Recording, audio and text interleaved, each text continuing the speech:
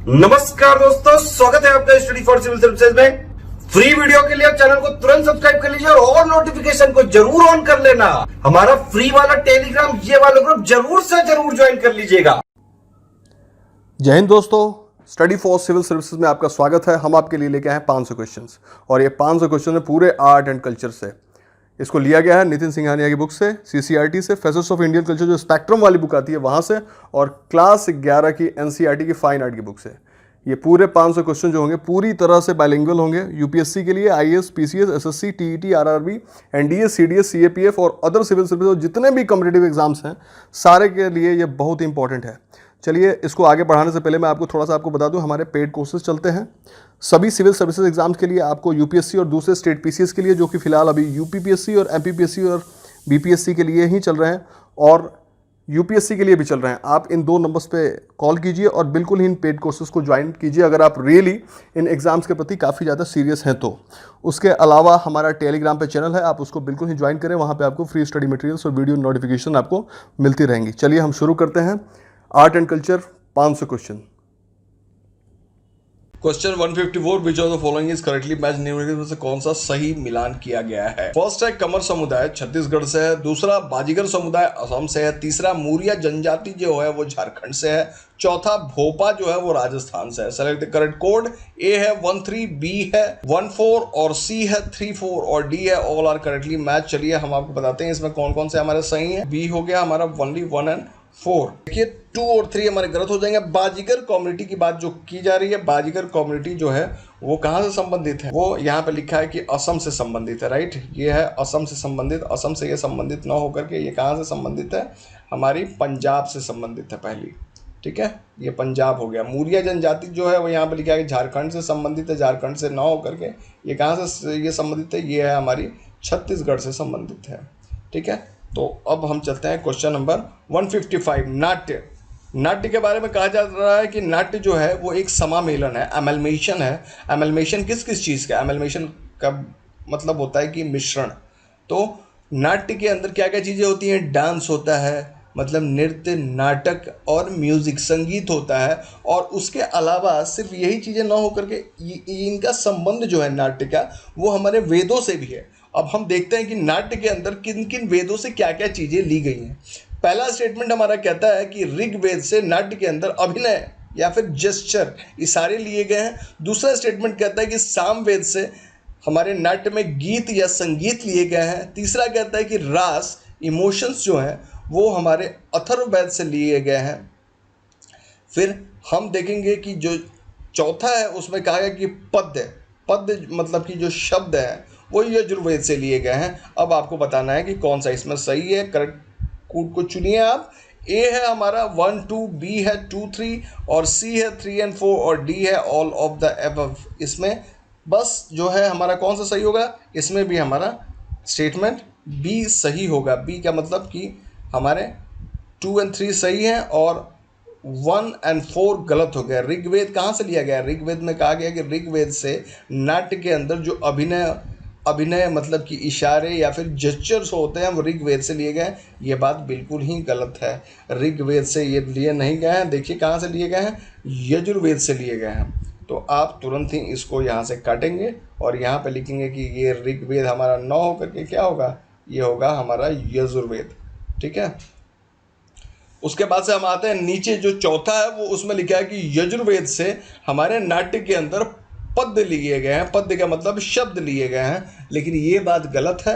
यजुर्वेद से न लेकर के ये यजुर्वेद को 4th में आप काट दीजिए और यहाँ पे लिख दीजिए कि ये जो है वो ऋग्वेद से लिए गए हैं, ठीक है। अब हमारा 155 हो गया। अब हम आते हैं 156 पे। विच of the following statement is correct? कौन सा स्टेटमेंट इसमें करेक्ट है? पहला स्टेटमेंट आप देखिए कि नृत्य का पहला औपचारिक उल्लेख जो है वो भारत के प्रसिद्ध कार्य नाट्य शास्त्र में मिलता है, ठीक है। First formal mention of dances found in Bharat famous work नाट्य शास्त्र। सेकंड, अब देखते हैं कि तांडव के बारे में कहा जा रहा है कि तांडव जब किया जाता है तो तांडव किस चीज़ का सिंबॉलिक है, किस चीज़ के बारे में बताता है, किस चीज़ का प्रतीक है? तो इसमें कहा जाता है कि फीमेल एस्पेक्ट ऑफ डांस है, महिलाएं ही ज़्यादा इसमें अभिमुख होती थी और इसमें तांडव में लय और गीत पर अधिक बल दिया गया है। तो यहाँ पे मुख्य बात जो है वो कही जा रही है कि तांडव नृत्य जो है वो महिलाओं के अभिमुख से संबंधित है, मतलब उनका प्रतीक है। चलिए हम कोड देखते हैं। Select the correct code. हमारा हो गया सही कोड चुने। A only 1, B only 2, C both 1 and 2 और डी है नीदर 1 nor 2। इसका मतलब ये हुआ कि करेक्ट ऑप्शन हमारा होगा ए का मतलब हो गया कि ओनली 1 मतलब दूसरा जो गलत हो गया। अब हम आते हैं कि तांडव में क्या क्या चीज़ें होती है। तांडव नृत्य जो है आपने सुना होगा कि भगवान शिव जब काफ़ी क्रोधित होते हैं तो वो तांडव करते हैं। ठीक है, कहा जाता है कि सबसे पहले जब सती के मरने के बाद से भगवान शिव ने तांडव शुरू कर दिया था और पूरे हमारे ब्रह्मांड विश्व में जो है वो छत बिछत सारी चीज़ें नष्ट होने लगी थी। तो तांडव जो है यहाँ पे शिव से संबंधित है और शिव को माना जाता है कि वो पुरुष है, इसलिए ये बात दिमाग में बस रखनी है कि तांडव जो है वो नृत्य हमारे मतलब मेल का सिंबॉलिक है, महिला नहीं, पुरुष इसमें मेन है और पुरुषों का प्रतीक है और इसमें लय और गीत पर अधिक बल दिया जाता है। निम्नलिखित में से कौन सा कथन सही है? Which of the following statement is correct? अब स्टेटमेंट 1 है there exist 6 classical dance form in India. Bharat में 6 शास्त्रीय नृत्य अस्तित्व में हैं। सेकंड देखिए, Bharatanatyam is the oldest among all classical dance form. Bharatanatyam जो है वो सभी शास्त्रीय नृत्यों में सबसे पुराना है। थर्ड देखिए, origin of Bharatanatyam is in Tamil Nadu. Bharatanatyam की उत्पत्ति कहाँ से हुई है? तमिलनाडु से हुई है कहा जा रहा है। फोर्थ देखिए, in this dance form emphasis is given to only tandava aspects of dance. अब इस नृत्य में केवल तांडव नृत्य के पहलुओं पर ही जोर दिया जाता है। अब आपको ये 4 स्टेटमेंट मिल गए। सही कोड चुनना है। ए है 1 and 2, बी है ओनली 2 and 3, सी है ओनली 2, 3, 4 और डी है 1, 3, 4। आप देखिए सही क्या होगा। करेक्ट ऑप्शन बी है। बी का मतलब कि हमारे स्टेटमेंट 2 और 3 सही है, 1 और 4 गलत हो गए। भारत में जो हमारे ये पाएंगे कि पूरे भारत में अभी तक यहाँ पे लिखा है कि 6 शास्त्रीय नृत्य अस्तित्व में है, ये बात गलत है। भारत में कुल मिलाकर के अभी तक 8 शास्त्रीय नृत्य अस्तित्व में हैं। फोर्थ पे आएंगे, हम देखेंगे इस नृत्य में केवल तांडव नृत्य के पहलुओं पर ही जोर दिया जाता है। किसमें? भरतनाट्यम में। लेकिन ये बात यहाँ पे गलत है। भरतनाट्यम में तांडव के अलावा किसी और चीज़ पर भी जोर दिया जाता है। उस चीज़ का नाम क्या है? यहीं पे आप देख लीजिए, उसका नाम है तांडव और लास्य, LASYA, लास्य। ठीक है, तो तांडव और लास्य पर जोर दिया जाता है। नेक्स्ट क्वेश्चन हम चलते हैं 158। विच of the following statement is correct about Bharatanatyam dance. फिर से आ गया है हमारा कि भरतनाट्यम डांस के बारे में आपको बताना है। ये स्टेटमेंट आप 1 देखिए, यहाँ पे स्टेटमेंट 1 में कहा गया है कि it is also referred to as Dasi Attam. Bharatanatyam को क्या कहा जाता है? यहाँ पे कहा जा रहा है कि दक्षी अट्टम भी कहा जाता है। सेकेंड स्टेटमेंट देखिए कि रुक्मणी देवी अरुंडल वो फेमस प्रोपोनेंट हैं भरतनाट्यम की। रुक्मणी देवी अरुंडल भरतनाट्यम की प्रसिद्ध प्रस्तावक हैं। थर्ड देखिए कि Bharatanatyam is often referred to as the fire dancer. Bharatanatyam को कहा जाता है कि यह अग्नि नृत्य है। क्या है? अग्नि नृत्य है। फोर्थ देखिए कि most of the Bharatanatyam recitals are based on the stories of Bhagavata Purana. Bharatanatyam की जितनी भी कहानियां हैं, अधिकांश कहानियां वो भागवत पुराण की कहानियों पर आधारित है। 4 हो गए हमारे पास स्टेटमेंट। करेक्ट कोड चुनिए। ए है 1, 2, बी है 1, 2, 3 और सी है 2, 3, 4 और डी है ओनली 1 and 3। मैं आपको बताता हूँ कि करेक्ट ऑप्शन हमारा बी होगा। 1, 2, 3 स्टेटमेंट 4 जो है वो हमारा गलत हो गया। स्टेटमेंट 4 में साफ साफ बात यहाँ पे लिखी जा रही है कि आप देखिए कि most of the Bharatanatyam recitals are based on the stories of Bhagavata Purana. Bharatanatyam की ज़्यादातर अधिकांश कहानियाँ जो हैं वो भागवत पुराण के ऊपर आधारित हैं, लेकिन ये बात गलत है। वो भगवत पुराण अगर कहीं आता है तो भगवत पुराण की ऊपर जो कहानियाँ आधारित हैं वो भरतनाट्यम की कहानियाँ नहीं हैं। वो कहानियाँ हैं हमारे कुचिपुड़ी की। ठीक है, यह है हमारे कुचिपुड़ी की कहानियाँ जो हैं वो भरतनाट्यम पे ये हमारे भागवत पुराण पे आधारित है। ठीक है, नेक्स्ट हम चलते हैं। नेक्स्ट है हमारा 159। विच of the following statement is correct? निम्नलिखित में से कौन सा कथन सही है?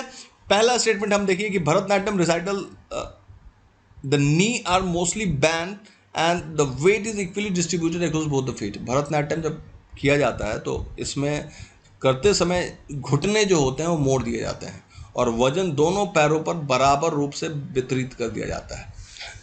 ये बैलेंस होती है। सेकंड आप देख लीजिए कि वन ऑफ द प्रिंसिपल मुद्रा इज कटक मुख हस्त, जिसमें 3 उंगलियों को जोड़कर ओम बनाया जाता है, in which 3 fingers are joint to symbolise ओम।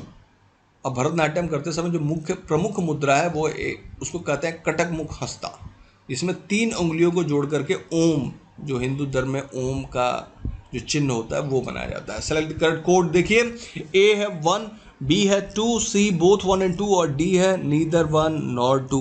दोनों ही आप देख लिए करेक्ट ऑप्शन क्या हो गया, बोथ 1 and 2 दोनों ही हमारे सही हैं।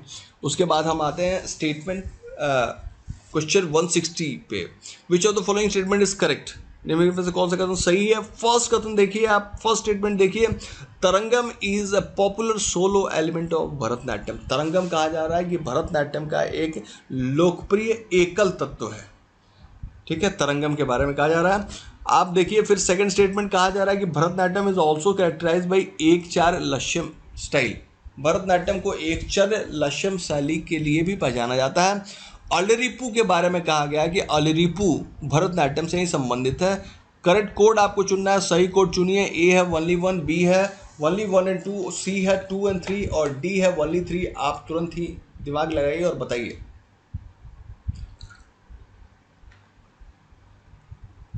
करेक्ट ऑप्शन है हमारा यहाँ पे सी। सी का मतलब हो गया ओनली 2 and 3, इसका मतलब स्टेटमेंट 1 गलत हो गया। तरंगम के बारे में यहाँ पे देखिए कि साफ साफ बात लिखी गई है कि जो हमारा तरंगम है वो भरतनाट्यम का एक लोकप्रिय एकल तत्व है, मतलब कि solo element of Bharatanatyam, right. लेकिन ये बात हमारी गलत हो गई। किसका है तरंगम जो है वो हमारे भरतनाट्यम का न होकर के, भरतनाट्यम यहाँ पे काट दीजिए और यहाँ पे लिखिए कि कुचिपुड़ी से संबंधित है। कौन, तरंगम, तो कुचिपुड़ी। इसके क्वेश्चन आगे भी आएंगे, चलिए हम देखते हैं 161। विच of the following statement is correct about Kuchipudi dance. Kuchipudi नृत्य के बारे में निम्नलिखित में से कौन सा कथन सही है। पहला हम कथन देखेंगे, इसमें है in Kuchipudi recital the dancer do not combine the role of singer himself. अब कुचिपुड़ी जब नृत्य किया जाता है उसमें नर्तक जो होता है वो खुद गायक की भूमिका को संयोजित नहीं करता है, मतलब गाना नहीं गाता है। सेकंड आप देखिए कि violin and mridangam are the principal instrument of Kuchipudi recital. अब जब भी कहीं पे कुचिपुड़ी किया जाएगा तो उसमें मुख्य उपकरण जो उसमें साथ में यूज होंगे वो है वायलिन और दूसरा है मृदंगम। तीसरा देखिए कि राधा रेड्डी और राजा रेड्डी ये 2 प्रमुख प्रस्तावक हैं, प्रसिद्ध हैं, वो मतलब हमारे कुचिपुड़ी करने के, ठीक है, प्रोपोनेंट्स हैं। तो ये हो गया हमारा 3। अब आप जानिए कि करेक्ट कोड इसमें से कौन सा है। A12, B13, C23 और D हो गया हमारा ओनली 3। ओनली 3 हो गया। चलिए हम देखते हैं कि हमारा इसमें से कौन सा सही है। यहाँ पे हमें मिलता है क्वेश्चन कौन सा सही है। इसमें आप पाएंगे कि करेक्ट ऑप्शन है हमारा सी। सी में कथन 1 जो है वो हमारा गलत है, मतलब कि अगर हम सी देखें तो 2, 3 हमारा सही बोल रहा है, मतलब बाकी सारे तो सही हैं, पहला जो है वो गलत है।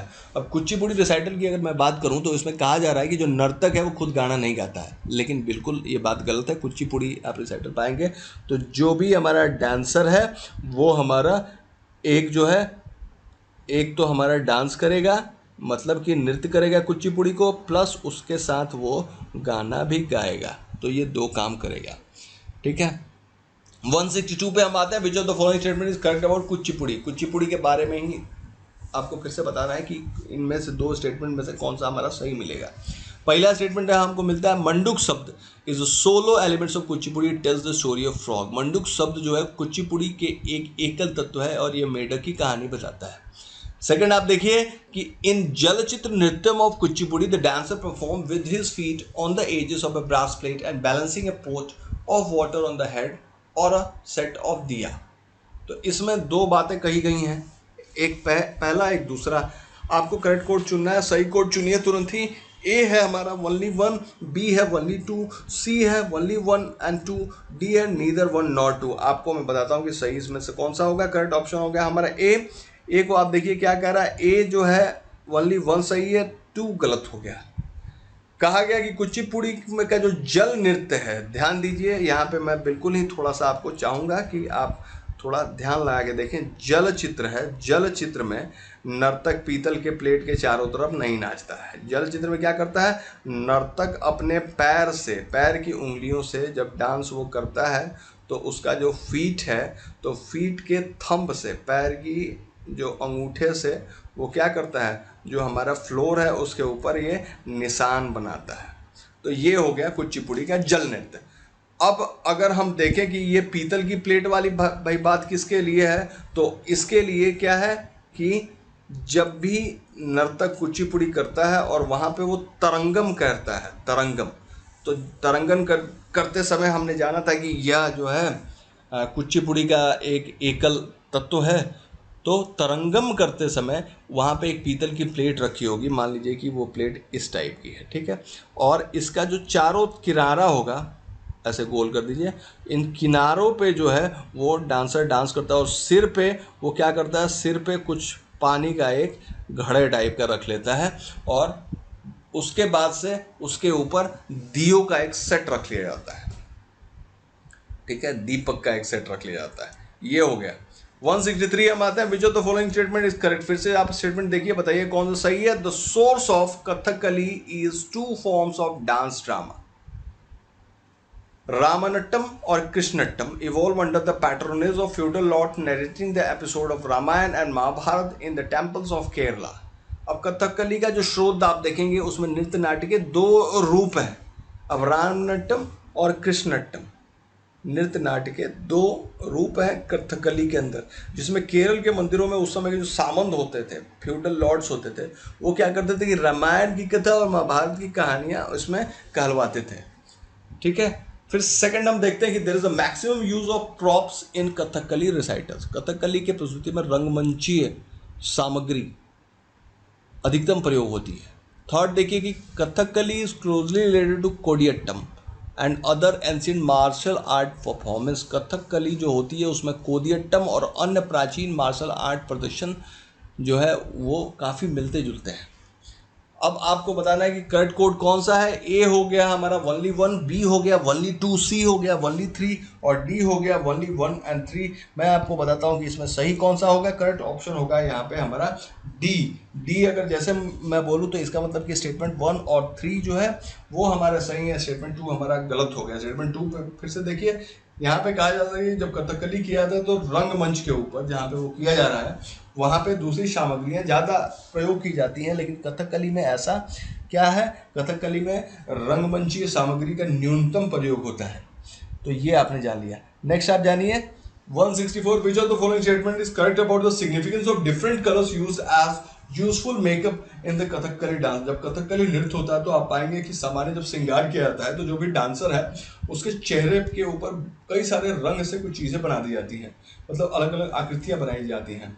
उसमें उन कई रंगों का जो प्रयोग होता है उसमें हर एक रंग ऐसे ही नहीं अच्छा दिखने के लिए नहीं लगाए गए हैं, उन हर एक रंग का कुछ ना कुछ मतलब है। उसमें कहा गया कि पीला रंग जो है वो दिखाता है कि कुलीनता, दिव्यता और गुण का संकेत देता है, ठीक है। सेकंड हम देखते हैं कि ब्लैक कलर जो है उसमें काला रंग वो हमारे बुराई और दुष्टता को दर्शाता है। थर्ड देखिए कि जो उसमें रेड पैचेस हैं, जो भी मतलब लाल निशान है और वो कहाँ पे, नाक के बगल के, वो बताते हैं कि ये रॉयल्टी है। रॉयल्टी मतलब कि वो राज खानदान से संबंधित है।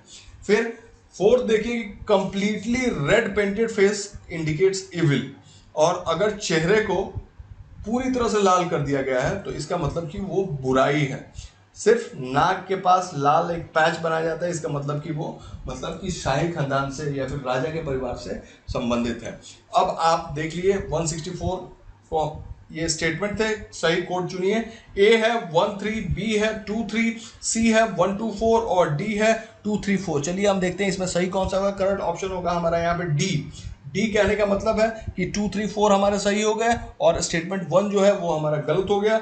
स्टेटमेंट 1 में देखिए यहाँ पे बिल्कुल साफ साफ लिखा है कि जब ये किया जाता है कथकली तो उसमें 1 जो है हमारा येलो कलर इंडिकेट करता है नोबिलिटी को, ठीक है, कि वो कुलीन परिवार से व्यक्ति संबंधित है, या फिर डिविनिटी को, मतलब कि वो दिव्य भी हो सकता है, और गुण को। तो ये 3 चीजें हैं, ये बात इसमें गलत है। तो सही क्या होगा कि पीला रंग जो है वो इन चीजों को नहीं संदर्भित करता है। पीला रंग का मतलब क्या होता है, एक तो हो गया हमारे सेंट हो गया, और दूसरा हो गया यहाँ पे महिलाएं, मतलब कि फीमेल्स को ये बताता है। कौन? Yellow colour.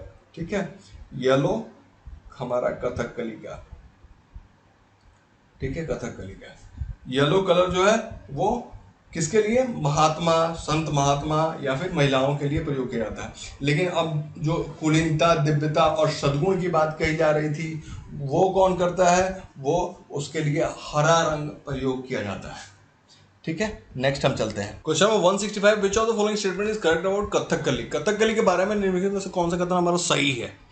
फर्स्ट स्टेटमेंट हम देखते हैं, it is called as the ballad of the south. अब बलाड का मतलब हम जानते हैं कि गाथा गीत होता है। गाथा मतलब कि युद्ध, वीर गाथा, तो गाथा गीत होता है। तो कथकली को कहा जाता है कि यह साउथ का गाथा गीत है।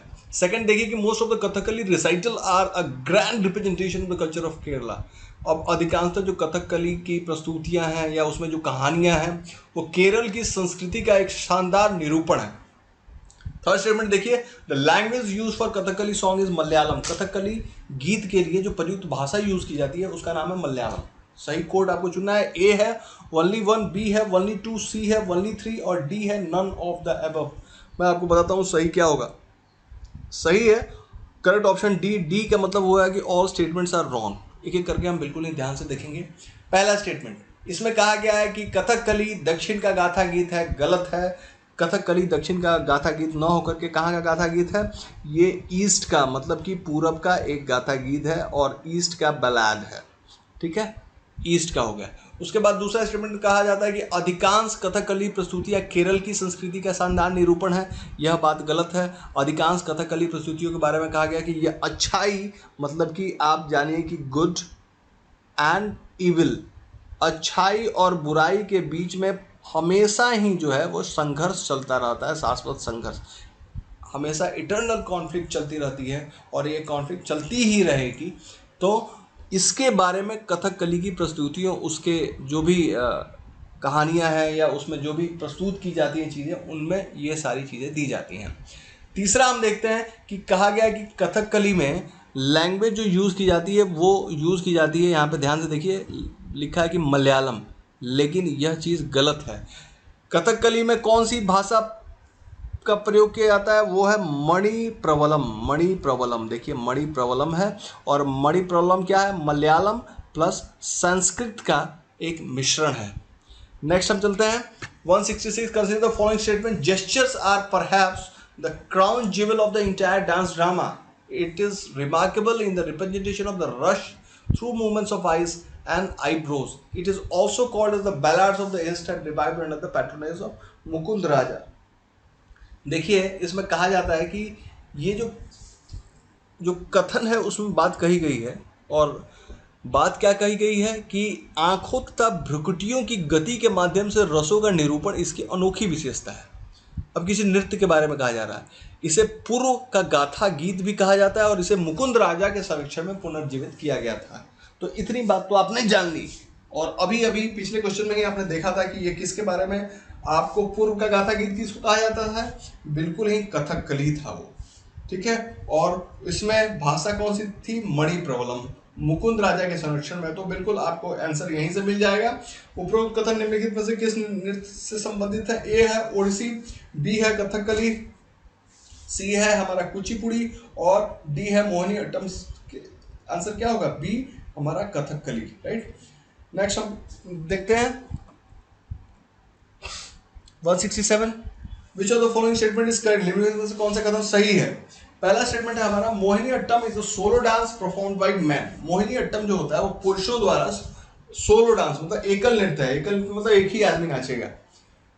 सेकंड स्टेटमेंट है, Mohini Attam combines the grace and elegance of Bharatanatyam with the vigour of Kathakali. अब मोहिनी अट्टम जब आप किया जाता है तो उसमें दो चीजें होती हैं।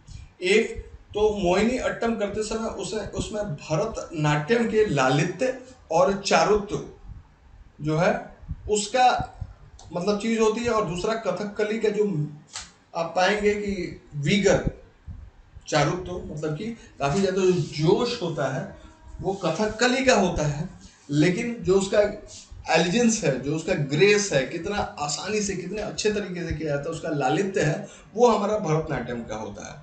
तो इन दो जो है नृत्यों का ये लगभग मिश्रण है। तीसरा आप जानिए कि Mohini Attam generally narrates the story of the feminine dance of Vishnu. Mohini Attam में आमतौर पर विष्णु के नारी सुलभ नृत्य की कहानी कही जाती है।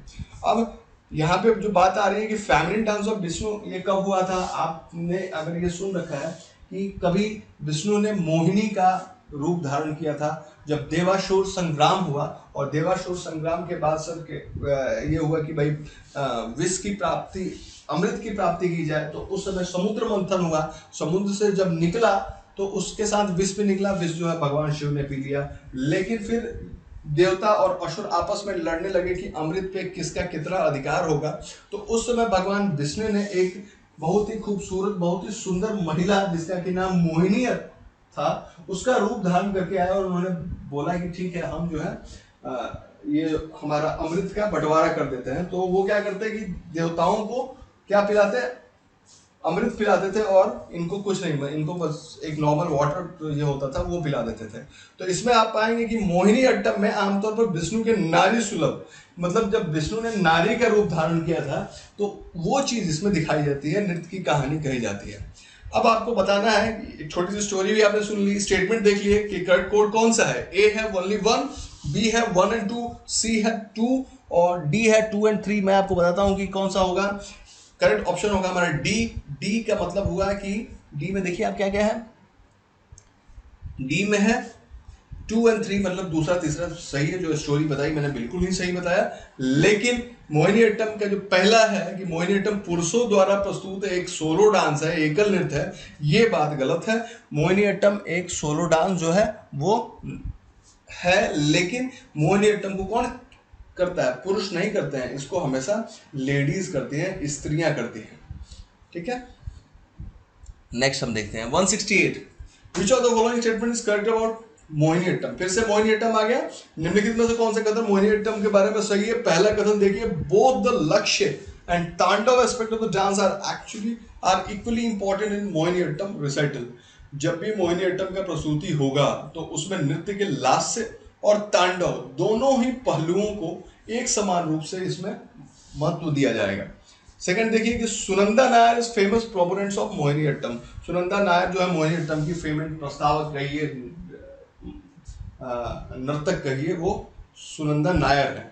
सेलेक्ट द करेक्ट कोड है हमारे पास। ए है 1, बी है 2 और सी है बोथ 1 and 2 और डी है नीदर 1 nor 2। कौन सा होगा करेक्ट ऑप्शन? मैं आपको बताता हूँ, करेक्ट ऑप्शन होगा हमारा बी। बी क्या कह रहा है यहाँ पे? फिर से देखिए, बी कह रहा है बोथ 1 and 2। बोथ 1 and 2 जो है वो हमारे बी है हमारे यहाँ पे ओनली 2।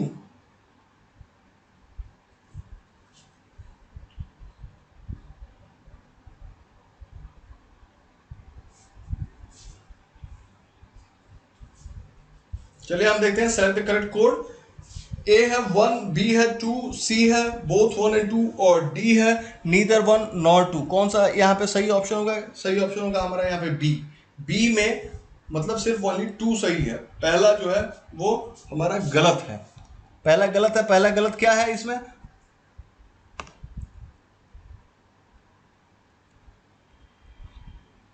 कि मोहिनी अट्टम प्रस्तुतियों में नृत्य का लास्य पक्ष प्रमुख है।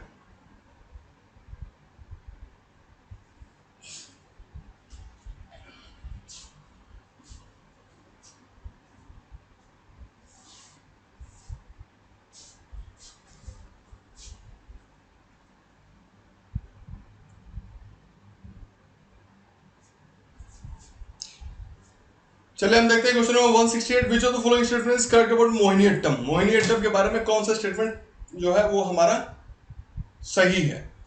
पहला स्टेटमेंट देखिए, both the Lasya and Tandava aspect of the dance are equally important in Mohini Attam recital. जब भी मोहिनी अट्टम का प्रस्तुति किया जाता है, जब उसको उसका नृत्य के द्वारा उसको प्रस्तुत किया जाता है, तो उसमें आप पाएंगे कि दो पहलू, लास्य और तांडव, दोनों को समान रूप से महत्व देते हैं। दूसरा है कि Sunanda Nair is a famous proponent of Mohini Attam. Sunanda Nair जो है वो मोहिनी अट्टम की एक प्रमुख नर्तक है या फिर उसकी प्रस्तावक है। प्रोपोनेंट आप यहाँ पे नर्तक समझिए।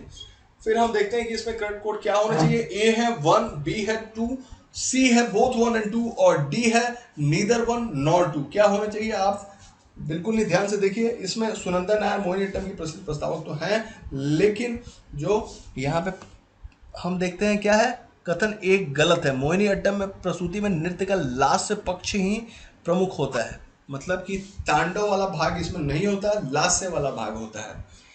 नेक्स्ट हम देखते हैं 169, which of the following statement is correct about Odissi. Odissi नृत्य के बारे में अब यहाँ पे हम बात करेंगे। पहला स्टेटमेंट इसके बारे में, it is similar to Bharatanatyam in the use of mudras and postures to express emotion. अब इसमें भरतनाट्यम की तरह ही भावनाओं को व्यक्त करने के लिए मुद्राओं और आसनों का प्रयोग किया जाता है। दूसरा हमारा स्टेटमेंट है कि Odissi dance is accompanied by Carnatic classical music. अब ओडिसी डांस में जो है वो कर्नाटिक शास्त्रीय संगीत की एक जुगलबंदी होती है। तीसरा आप देखिए, Sonal Mansingh is the famous proponent of Odissi. Sonal Mansingh जो है ओडिसी की एक प्रसिद्ध नर्तक है। फोर्थ देखिए कि this dance form symbolises the sun. अब ये जो ओडिसी डांस का जो तरीका है वो सूर्य का प्रतीक है। सेलेक्ट द करेक्ट कोड देखिए, A1, B1, 3, C3 and 4 और D2 and 4। कौन सा यहाँ पे सही होगा? आप देखिए करेक्ट ऑप्शन होगा बी। बी कहने का मतलब है कि तुरंत आप यहाँ पे पीछे आएंगे और देखेंगे बी है 1 and 3, मतलब कि 2 और 4 जो है वो हमारा गलत हो गया। 2 में क्या गलत है? ओडिसी डांस को कहा जा रहा है कि ये कर्नाटिक क्लासिकल म्यूजिक या फिर ओडिसी नृत्य जो है कर्नाटिक शास्त्रीय संगीत की जुगलबंदी होती है। यह बात जो है वो गलत है। क्या है? ओडिसी नृत्य में हिंदुस्तानी शास्त्रीय संगीत की जुगलबंदी होती है। उसके बाद से हम देखेंगे स्टेटमेंट 4 में क्या गलत है। इसमें कहा गया है कि this dance form symbolises the sun. Odissi के बारे में कहा जाए कि यह नृत्य का जो तरीका है, यह ओडिसी सूर्य का प्रतीक है। यह गलत है। यह किसका प्रतीक है? यह वाटर का, मतलब कि जल का प्रतीक है। जल का प्रतीक है, सूर्य का प्रतीक नहीं है। नेक्स्ट हम देखते हैं 170, which of the following statement is correct about the elements of Odissi dance form. निम्नलिखित में से कौन सा कथन ओडिसी नृत्य के तत्वों के बारे में सही है? पहला देखिए, भाटू नृत्य include the facial expression and the representation of the song. अब इसमें जो बट्टू नृत्य किया जाता है वो चेहरे के भाव और गीतों का प्रस्तुत सम्मिलित, मतलब दोनों को एक साथ मिलाकर के किया जाता है। चेहरे के भाव होंगे और गीत भी होंगे। दूसरा इसमें देखिए, Pallavi consist of pure dance before the conclusion. Pallavi में समापन के पहले बिल्कुल ही शुद्ध नृत्य होता है। तीसरा देखिए, Mangala Charan where flower is offered to mother earth. Mangala Charan जब इसमें किया जाता है उस समय आप पाएंगे ओडिसी के बारे में ये सारी बातें कही जा रही हैं। मंगल चरण जब होता है तो धरती माता को पुष्प अर्पित किया जाता है। ये 3 स्टेटमेंट हो गए। करेक्ट कोड आप चुनिए। ए है हमारा ओनली 1, बी है ओनली 3, सी है 1 and 3 और डी है ओनली 2 and 3। हम देखेंगे कि हमारा यहाँ पे सही कौन सा है। करेक्ट ऑप्शन होगा हमारा बी। बी कहने का मतलब है कि बी हो गया हमारा ओनली 3, मतलब कि 1 and 2 जो है वो हमारे गलत होंगे।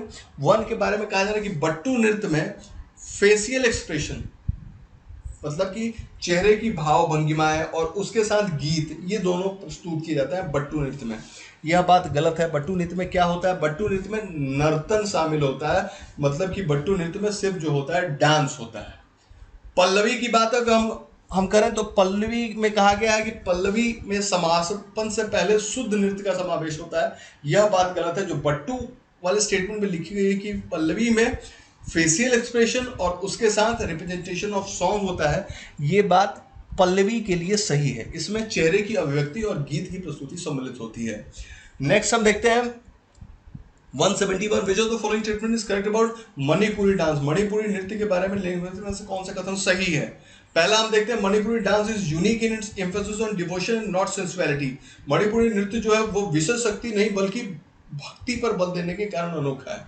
मतलब कि वहां पे किसी पर्टिकुलर वो चीज़ों के बारे में कि मतलब कितनी अच्छी कहानी है या कैसा विषय है उसके ऊपर ये डिपेंड नहीं करता। मणिपुरी जो डांस है उसके बारे में पहला स्टेटमेंट कहा है कि वो भक्ति पर बल देता है।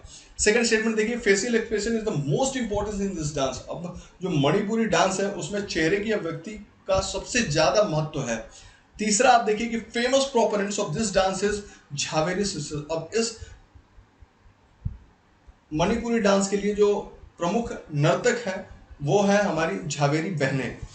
अब हमारे पास आ गया select the correct code. A है 1, बी है 1 and 2, सी है 1 and 3 और डी है 2 and 3। मैं आपको बताता हूँ सही क्या होगा। करेक्ट ऑप्शन होगा हमारा सी का मतलब 1 and 3 और तुरंत ही हमारा कथन जो है स्टेटमेंट 2 जो हो गया वो गलत हो गया। स्टेटमेंट 2 में क्या था, the faces are covered with thin veil and facial expression is of lesser importance. इसमें क्या कहा गया था, and hand gesture and gentle movements of feet are important. कहा गया था इसमें 2 में कि इस मणिपुरी डांस में चेहरे की अभिव्यक्ति जो है, भाव भंगिमा है, वो सबसे ज़्यादा महत्वपूर्ण होती है। यह बात गलत है। आप जानिए कि मणिपुरी जब भी नृत्य किया जाता है तो चेहरा जो होता है वो एक वेल से ढका रहता है, मतलब कि चेहरे के ऊपर घूंघट टाइप की चीज़ें पड़ी रहती हैं। तो घूंघट में कैसे आप चेहरे के एक्सप्रेशन देख पाएंगे, तो उसमें जो हाथ और पैरों की मुद्राएं हैं, ये कैसे कैसे हाथ और पैर और ये इसका कॉम्बिनेशन ये कैसे चलता है, वो ज़्यादा महत्व रखती है, न कि चेहरे की भाव भंगिमा। ठीक है, 172 देखते हैं। थांगटा और संकीर्तन आर इन्फ्लुएंस्ड बाई। थांगटा और संकीर्तन प्रभावित हैं। किस चीज से प्रभावित है? ए है कथक नृत्य से, बी है डांडिया रास से, सी है मणिपुरी नृत्य से और डी है सत्रीय नृत्य से। आपको बताना है कौन सा इसमें सही है। करेक्ट ऑप्शन सी है, मतलब कि थांगटा और संकीर्तन मणिपुरी नृत्य से ये संबंधित है। कौन सा? मणिपुरी। राइट। फिर हम चलते हैं next 173। Which of the following statement is correct? निम्नलिखित में कौन सा कहता हूं सही है? पहला देखिए, Kathak is the traditional dance form of Karnataka. Kathak Karnataka का पारंपरिक नृत्य रूप है। सेकंड स्टेटमेंट देखिए, the important feature of the Kathak is the development of different gharanas. अब कथक की जो महत्वपूर्ण विशेषता है कि इसमें विभिन्न घरानाओं का विकास हुआ। घराना मैंने आपको बहुत पहले ही बता दिया है। घराना क्या होता है? किसी भी एक पर्टिकुलर शैली से संबंधित, जो चाहे वो डांस से रिलेटेड है या फिर गीत से रिलेटेड है, कुछ घराने होंगे जो उस पर्टिकुलर टाइपो, वो जो पर्टिकुलर शैली होगी उस गाने की या उस प्रकार के नृत्य की, उसको ही करेंगे, तो इसको घराना कहते हैं। तो कथक की महत्वपूर्ण विशेषता विभिन्न घरानों का विकास। तीसरा देखिए, Lachhu Maharaj is famous proponent of Kathak. अब लच्छू महाराज जो है वो कथक के प्रसिद्ध नर्तक हैं। सेलेक्ट द करेक्ट कोड देखिए, ए है 1 and 2, बी है 2 and 3, सी है 1 and 3 और डी है 1 and 2। क्या सही होगा इसमें? हम चलते हैं। करेक्ट ऑप्शन होगा हमारा बी। बी का मतलब हुआ कि 2 और 3 हमारा सही है, स्टेटमेंट 1 गलत है। कथक के बारे में कहा गया कि कथक कर्नाटक का पारंपरिक नृत्य है। ठीक है, ये बात जो है वो हमारी गलत है। देखिए, कथक कहाँ का है? कथक उत्तर प्रदेश का पारंपरिक नृत्य है। ये बिल्कुल, अगर आपको साउथ इंडियन टाइम नाम लग रहा है और तुरंत ही आप इसको ये कहेंगे कि भाई ये कर्नाटक साइड का है, तो गलत है। कथक कहाँ का है? उत्तर प्रदेश का पारंपरिक नृत्य है। नेक्स्ट हम चलते हैं 174 देखते हैं। Which of the following statement is correct about Sattriya dance? अब यहाँ पर सत्रिया नृत्य के बारे में कौन सा सही है? पहला स्टेटमेंट देखिए, Sattriya dance was introduced by Vaishnava saint Shankardev. अब वैष्णव से संत जो थे शंकरदेव, उन्होंने ही सत्रिय नृत्य को पेश किया था। सेकंड स्टेटमेंट देखिए, the dance form was an amalgamation of various dance forms prevalent in Rajasthan, mainly Ojapali and Devadasi. अब यह जो नृत्य का यह रूप है, सत्रिय नृत्य का जो रूप है, वो राजस्थान में उस समय प्रचलित विभिन्न नृत्य रूप जैसे कि ओजपाली और देवदासी का एक मिश्रण था। तीसरा आप स्टेटमेंट देखिए, it narrates the mythological stories of Krishna. यह कृष्ण की पौराणिक कहानियों के वर्णन पर केंद्रित है। चौथा आप देखिए, it is generally performed in group by male monks known as Bhokots. अब यह जो नृत्य किया जाता है क्षत्रिय नृत्य, इसमें आमतौर पर जो नर भिक्षु होते हैं उनके समूह के द्वारा किया जाता है, जिन्हें भोक्त के नाम से जाना जाता है। सेलेक्ट द करेक्ट कोड देखिए, ए है 1 2, बी है 2 3, सी है 1 4 और डी ऑल ऑफ देम। सारे के सारे सही है। हम देखेंगे कि क्या होगा इसमें। करेक्ट ऑप्शन सी होगा। करेक्ट ऑप्शन सी का मतलब क्या होगा यहाँ पे कि सी में है 1 और 4 सही है, इसका मतलब 2 और 3 गलत हो गया। 2 को हम फिर से पढ़ते हैं। 2 में कहा गया है कि ये जो नृत्य है क्षत्रिय नृत्य, वो दो नृत्यों जो कि राजस्थान में होते हैं, क्या नाम है? ओजपाली और देवदासी, इन दोनों का मिश्रण है। यह बात जो है ये कही जा रही है गलत। किसका किसका मिश्रण है? नृत्य का यह रूप कौन सा रूप? क्षत्रिय। ठीक है, क्षत्रिय। ठीक है, क्षत्रिय रूप। पाएंगे कि विशेषता ओजपाली और देवदासी का मिश्रण थी। और ये जो है ओजपाली और देवदासी, तो इसमें भी कहा गया। फिर अंतर क्या है, यहाँ पे कहा गया था कि राजस्थान की ओजपाली और देवदासी का, लेकिन यह बात गलत है। और जो है देवदासी और ओजपाली, ठीक है, ओजपाली ये दोनों ही कहाँ से हैं, असम से। तो इन दोनों को अगर आप मिला देते हैं तब हमारा यहाँ पे हो जाता है क्षत्रिय, ठीक है। तो ये बात हमारी गलत हो गई। थर्ड स्टेटमेंट हम देखते हैं कि इसमें क्षत्रिय में कहा गया था कि it is generally performed in group by male monks known as Bhokots. ये तो बिल्कुल सही है। थर्ड आप देख लीजिए, it narrates the mythological stories of Krishna. इसमें कहा गया कि क्षत्रिय में कृष्ण की पौराणिक कहानियों के वर्णन किया जाता है, लेकिन यह बात गलत है। इसमें किसका, विष्णु की पौराणिक कहानियों के वर्णन पर यह केंद्रित है, क्षत्रिय। नेक्स्ट हम देखते हैं question number 175, which of the following is match correctly. निम्नलिखित में से कौन सा सही से सुमेलित किया गया है, ठीक है। पहला है गरबा गुजरात में किया जाता है, दूसरा तारंग मेल मध्य प्रदेश में किया जाता है, तीसरा घूमर पंजाब में करते हैं, चौथा कालबेलिया राजस्थान में होता है। करेक्ट कोड अब आपको चुनना है। ए है हमारा 1 और 3, बी है 1 4, सी है 1 3 4, डी है 2 3। मैं आपको बताता हूँ सही क्या होगा। करेक्ट ऑप्शन होगा हमारा बी। बी का मतलब हुआ कि 1 और 4, मतलब कि 2 और 3 जो है वो हमारा गलत हो गया। 2 को हम देखते हैं कि तारंग मेल जो किया जा रहा है, तारंग मेल जो यहाँ पे किया जा रहा है वो मध्य प्रदेश के बारे में है, लेकिन तारंग मेल मध्य प्रदेश का न होकर के कहाँ से है, तारंग मेल हमारा गोवा से है। तो आप यहाँ पे लिख लीजिए कि तारंग मेल हमारा गोवा से है। फिर तीसरा हम देखते हैं कि घूमर कहा जा रहा है कि घूमर पंजाब से संबंधित है। घूमर बिल्कुल ही नहीं। अगर आप कुछ दिनों पहले अगर सुने होंगे, कुछ मूवीज आई थी उसमें या गीत भी था, तो घूमर पंजाब से तो है ही नहीं। घूमर कहाँ से होना चाहिए, आई होप कि आप सभी इसको अच्छी तरह से समझ पा रहे हैं। राजस्थान से ये संबंधित है। नेक्स्ट हम देखते हैं 176, which of the following statement is correct related to folk dance. अब फोक डांस हम क्या कहते हैं, लोक नृत्य। लोक नृत्य के संबंध में निम्नलिखित में कौन सा कथन सही है। पहला कथन है हमारे पास, first, Charba is the popular folk dance of Himachal Pradesh. Charba जो है हिमाचल प्रदेश का लोकप्रिय लोक नृत्य है। दूसरा है जवाहर महाराष्ट्र का लोकप्रिय फसल नृत्य है। जब भी फसल वहां पे कटेगी तब जो होगा जवाहर किया जाएगा। तीसरा है कि Matki is performed by women of Mathura region. अब मटकी मथुरा क्षेत्र की महिलाओं के द्वारा एक नृत्य किया जाता है। चौथा, Paika is a martial folk dance of Assam.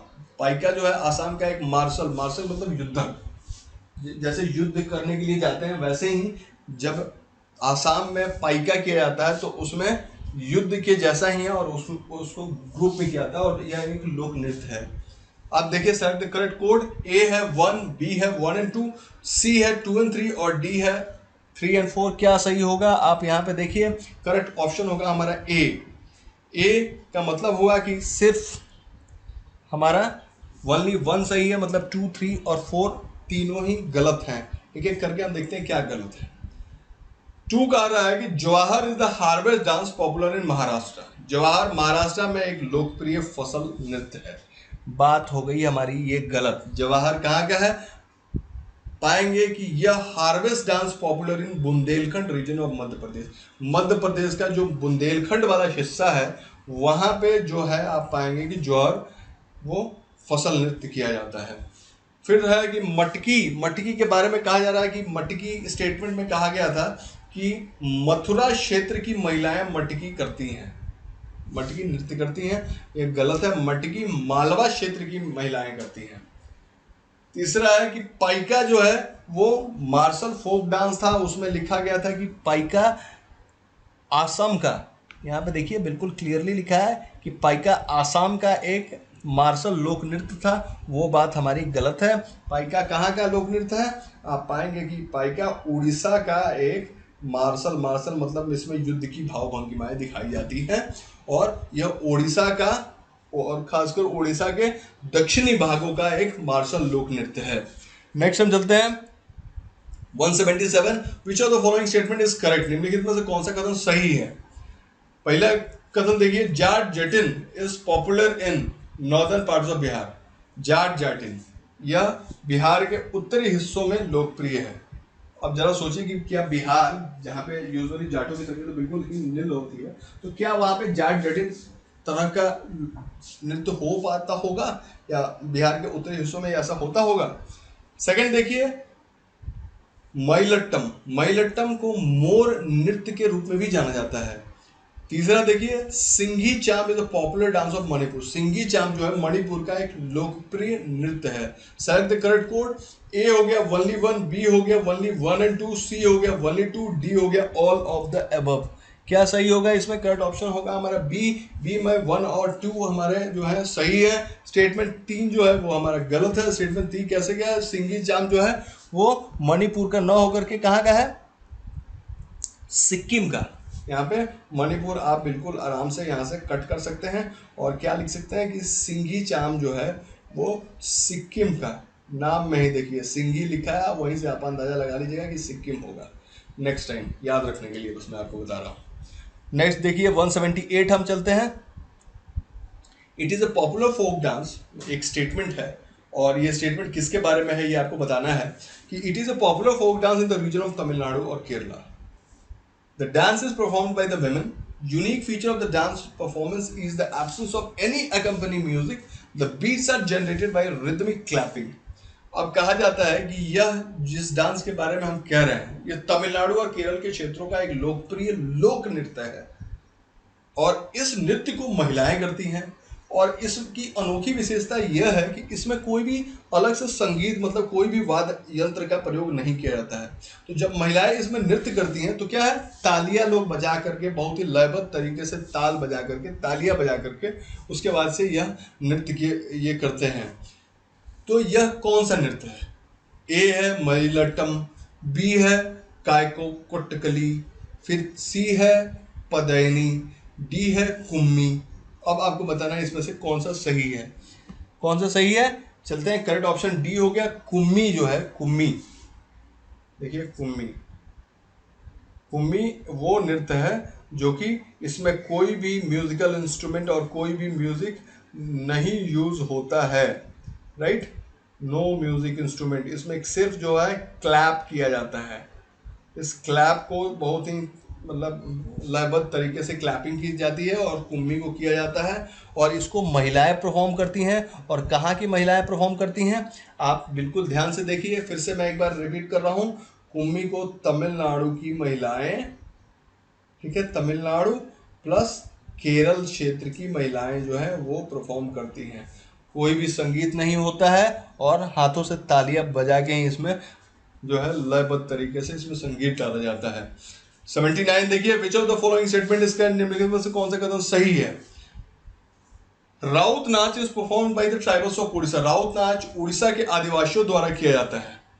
फिर हम देखते हैं दूसरा स्टेटमेंट है, झूमर is performed by the tribals of Chhattisgarh. झूमर जो है वो छत्तीसगढ़ के आदिवासियों के द्वारा किया जाता है। तो ये दो हो गया हमारा, राउत नाच उड़ीसा के आदिवासियों के द्वारा, झूमर छत्तीसगढ़ के आदिवासियों के द्वारा। करेक्ट कोड देखिए, ए है 1, बी 2, सी है 1 एंड 2 और डी है नीदर 1 नॉट 2। क्या होगा यहाँ पर सही? दोनों ही कथन गलत है। एक एक करके हम बात करते हैं और अच्छे से समझेंगे। राउत नाच की अगर मैं बात करूं तो राउत नाच हमने वहां पे कहा था ये उड़ीसा से संबंधित है, लेकिन उड़ीसा ये न होकर के कहाँ से संबंधित है? यह हमारे छत्तीसगढ़ से संबंधित है, ठीक है, ये हो गया। दूसरा अब हम चलते हैं और ये राउत नाच छत्तीसगढ़ से संबंधित है और इसको कौन करता है? जो वहाँ के यादव लोग हैं, यादव समुदाय के लोग करते हैं। और विशेषतः कब करते हैं? दिवाली का जब फेस्टिवल होता है तब यादव समुदाय के लोग क्या करते हैं? राउत नाच करते हैं। और कहाँ पे करते हैं? छत्तीसगढ़ में करते हैं, ठीक है। कौन लोग? यादव और दिवाली के समय। वो वैसे ही अगर हम इसके बारे में झूमर के बारे में कहा गया था यहाँ पे पीछे कि झूमर हमारा छत्तीसगढ़ के आदिवासियों द्वारा किया जाता है, यह बात गलत है। झूमर को कौन लोग करते हैं? झूमर is performed bye tribal Sikhs in Punjab and adjoining areas during the harvest season.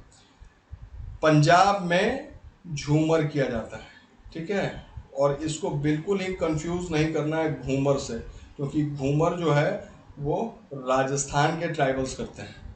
ठीक है, यहाँ पे झूमर की बात की जा रही है पंजाब, ऐसा नहीं कि कमेंट करने लगे कि नहीं झूमर, घूमर तो मैंने सुना था जो राजस्थान में होता है, आपने पिछले क्वेश्चन में बताया भी था। घूमर नहीं है भाई, झूमर है।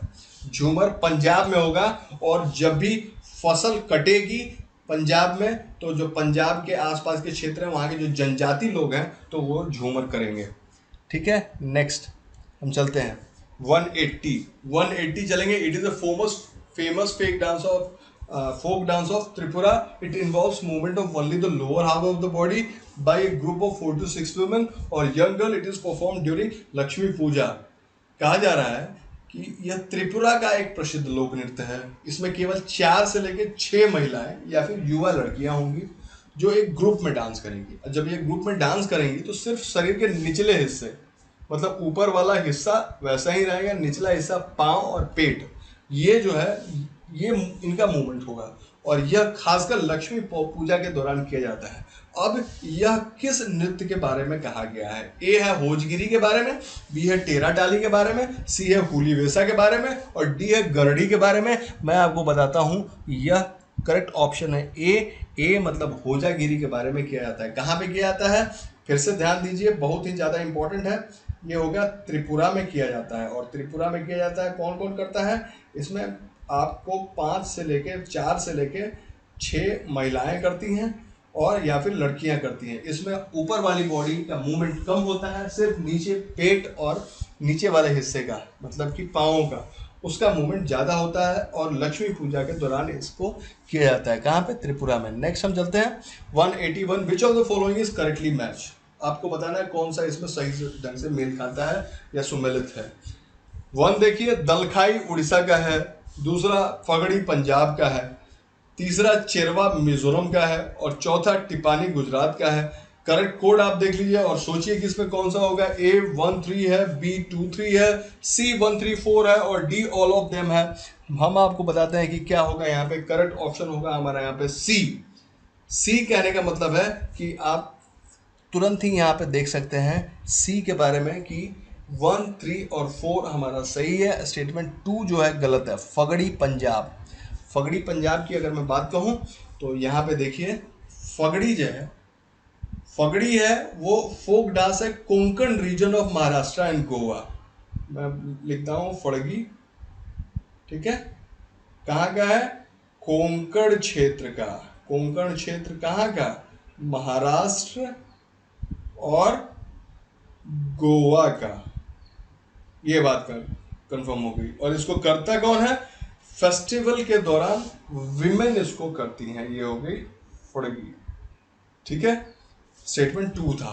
फिर वैसे ही अगर हम दलखाई के बारे में आए तो दलखाई जो है फोक डांस था हमारा उड़ीसा का। बिल्कुल बात सही है। It is perform during the festival of Dussehra. Dalkhai की बात अगर मैं यहाँ पे कर रहा हूँ तो कब किया जाता है? दशहरा में किया जाता है, और उड़ीसा का एक फोक डांस है।